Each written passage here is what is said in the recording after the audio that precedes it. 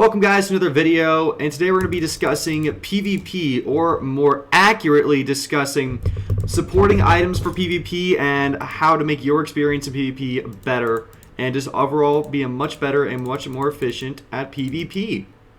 And again, I want to disclaim that in PvP, at the end of the day, it is going to be a bit of a skill level to clicking M1 and at certain timing and stuff. There is a skill level to that, I guess, but what I'm focusing on this video is specifically supporting items and stuff you can do to make your PvP experience better. So we're going to talk about different effects you can put on your weapons. We're going to talk about different weapon types and potions, as well as a couple extra things. Let's get right into it. Right here we have different effects you can put on your weapons that will apply effects. So we have Poison, Chill, and Flame of Voodoo. Or Chill of Daedalus, to be more specific. So Poison, pretty simplistic. You have a bottle of poison. You can apply that poison to arrows, crossbow bolts, tar, blow darts, and any dagger in the pack. Alright, so you can apply that to any dagger. So it'll give poison for a couple seconds upon hit with any of these. And it's pretty good, pretty solid. Next up, we got Chill of Daedalus. So this is basically will slow players for a short period of time and then make their screen look like it's like frozen, essentially. This is also good for trapping players in place and not allowing them to get away. And then next up, and finally, we have Flame of Voodoo, and this is basically Fire Aspect, but in the LOTR mod. And when you put on a weapon, it is called Infernal. So we'll get into that specifically later and the application for it as we get down the line. Alright, next up we have various Mithril Weapons. So, end of the day, weapon type is up to you. Here's just a couple of the ones that you see players use a lot. Mithril Weapons are the best weapons in the entire game. They have the best base stats in the entire game. And they have some of the best durability. So, Mithril Weapons are a must if you want to succeed in PvP. So, starting off, we'll go right to left here. Starting off with the Halberd. This weapon, at its base, has melee damage of 9, melee speed of 50%, and 200% reach. It has the best reach and speed to melee damage ratio in the entire game. This offers some of the best raw damage and speed and reach in the entire game. It's great. And this is very often debated among players as to using this weapon. Some players you will encounter may be like, ooh, you're using a halberd, whoa. But at the end of the day, it's your mod, it's your loadout choice, so go with what you want. Next up, we have the hammer. This one's pretty solid. 11 base damage, 68% speed, and 100% reach with knockback already on there. So that makes it a very solid choice in PvP to gain some distance between you and your opponents.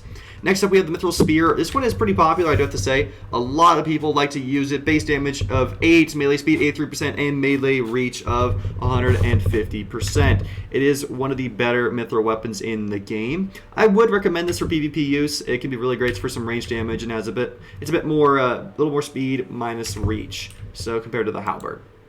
And finally, we have my personal favorite choice is going to be the Mithril Battle Axe. So that Sluggish is on there. Normally it'll have a melee speed of 100% and a melee reach of 100% as well.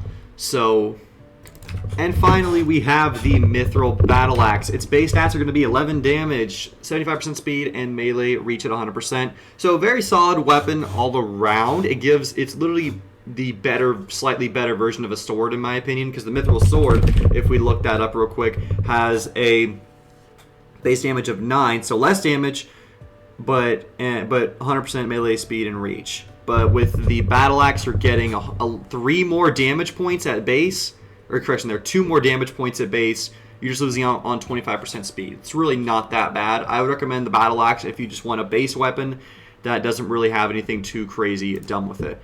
So yeah, those are Mithril Weapons. At the end of the day, the weapon choice is yours to make, but Mithril Weapons are a must in PvP. That is something you cannot overlook, in my opinion. Alrighty, next up we have Potion. Starting with Aphilus Brew. This is something that you will see run by both sides. It is the only regeneration potion in the entire game. It gives you 6 minutes of strength, which is also the best in the entire game, and 3 minutes of regeneration at potent. So this is a major tool to be used. Highly recommend getting as much of this as you could possibly get your hands on. Next up for good side, we have Mithril. This is going to give you 2 minutes of strength and speed and no alcohol effects either, so very good. Next up, we have Tarthrim Cocoa. You do not see this one used that much because it is Tarthrim themed to Tarthrim. It gives you these same base stats of 2 minutes of strength and 2 minutes of speed, but this is again thematic toward Tarthrim, so you don't see this a lot. Again, if you want me to go into each individual recipe and their applications, I can do that in a later video. Next up, looking at evil, we have Orc Draught, which offers 3 minutes of speed and 3 minutes of strength, but it does do a little bit of damage to you when you get it. So the base version, so Orc Draught at Potent has more speed and strength than Mithril. That is something to definitely keep in mind if you are an evil player. Also, Torog Draught offers just a flat strength buff at Potent. It has 4 minutes and 30 seconds of strength with 18% alcohol. So compared to Potent Vodka, it really isn't that bad, all things considered, but you definitely might need to take several drinks, try to build the alcohol tolerance before you get into this. Alright guys, so next thing we're going to be covering is a PvP, I guess, tool or method called the Crossbow Cycle. So for this to work, you will need any sort of weapon that you can melee with and 2 crossbows. Technically, you could do it with 3 or 4, but 2 is really just ideal. Because it takes up less inventory space for your other items.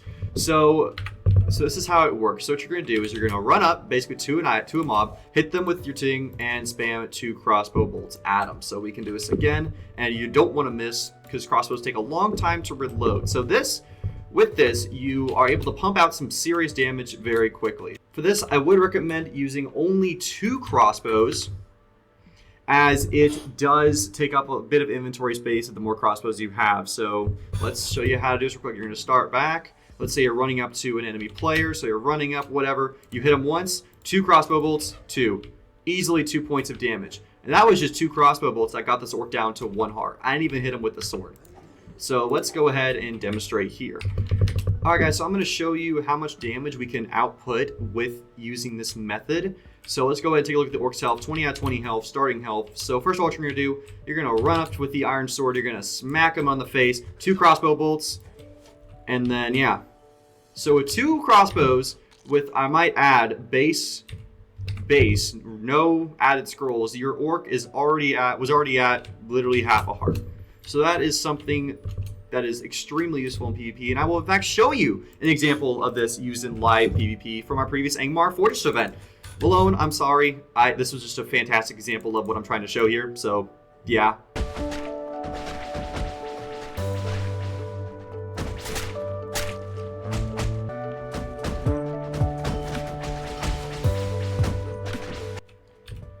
Alright guys, so now we are on our official server, and I'm going to show you what I have in my inventory for PvP. Let's go. So this is what my setup will usually look like, something similar to this. Again, the more we the more we PvP, the kind of more chaotic it'll be as we pick up items, we're moving things in and out of pouches, etc. So this is what our setup will look like at the start. So we will have I typically like to run a ranged weapon and a standard melee weapon. So in this case, I'm using the Dol Amroth Lance because I looted it and it's pretty good. So it has a lot of reach. 200% melee reach, 63% melee speed, that's with the modifiers added on. And then I like to run just my regular weapon, in this case a Mithril Battle Axe with 14 base damage, 93% Mithril, 93% speed, as well as 100% reach. And of course Infernal on there for that fire aspect. Next up we have our crossbows for the crossbow cycle I mentioned earlier.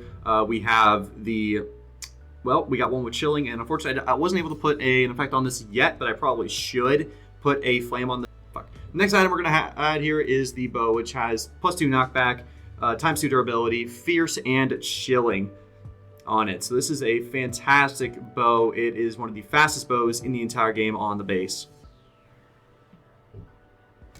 Next up, I have my Horns of Command set right here, and finally our food in the corner. You never know when we're going to be leading armies, so sometimes I may have those set up right there. I may have another pouch here or here for extra horns for different squads I'll be pulling in from various different things.